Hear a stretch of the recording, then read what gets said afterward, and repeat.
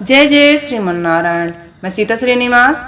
आज मैं आप सबको ज्योतिया व्रत की कथा सुनाने जा रही हूँ। ध्यान से सुनिएगा।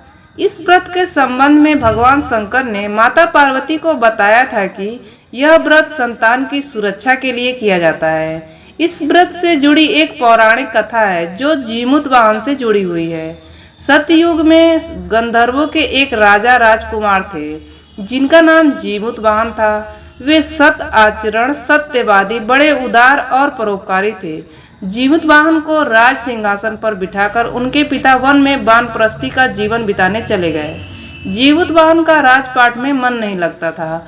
वे राजपाट की जिम्मेदारी अपने भाइयों को सौंप पिता की सेवा करने के उद्देश्य से वन में चले गए।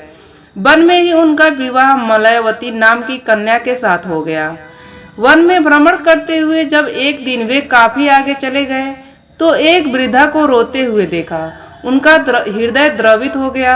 उन्होंने वृद्धा से उनके रोने का कारण पूछा तो उसने बताया कि मैं नागवंश की स्त्री हूँ, मुझे एक ही पुत्र है। नागों ने पक्षीराज गरुड़ को भोजन के लिए प्रतिदिन एक नाग देने की प्रतिज्ञा की है। आज मेरे पुत्र शंखचूड़ की बलि का दिन है। जीमूत वाहन ने वृद्धा को आश्वस्त करते हुए कहा, डरो मत, मैं तुम्हारे पुत्र के प्राणों की रक्षा करूंगा। आज तुम्हारे पुत्र की जगह स्वयं को लाल कपड़े में ढककर शिला पर लेटूंगा। जीमूत वाहन ने शंखचूड़ के हाथ से लाल कपड़ा ले लिया।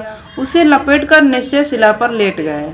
गरुड़ जी आए और लाल कपड़े में लपेटे जीमूत वाहन को पंजे से पकड़कर पहाड़ के शिखर पर जा बैठे। उस बीच अपनी पकड़ में आए प्राणी की आंखों में आंसू देखकर गरुड़ जी आश्चर्य में पड़ गए। उससे परिचय पूछा तो जीमूत वाहन ने सारी कथा सुना दी। गरुड़ जी उनकी बहादुरी और दूसरों की प्राण रक्षा के लिए खुद को बलिदान करने की भावना से बहुत प्रभावित हुए। उन्होंने जीवित वाहन को जीवन दान दे दिया और नागों की बलि ना लेने का वचन भी दिया। जीमूत वाहन के त्याग और साहस से नाग जाति की रक्षा हुई। तभी से संतान की सुरक्षा और सुख के लिए जीमूत वाहन की पूजा की शुरुआत हो गई। यह व्रत कठिन तो है पर बहुत फलदायी भी है। इस व्रत को ज्योतिया व्रत के नाम से भी जाना जाता है। सभी माताओं और बहनों को ज्योतिया व्रत की हार्दिक शुभकामनाएं। उनके बच्चे जीवित रहें और सुखी रहें। इसी कामना के साथ मैं इस वीडियो को समाप्त करती हूँ। जय जय श्रीमन्नारायण।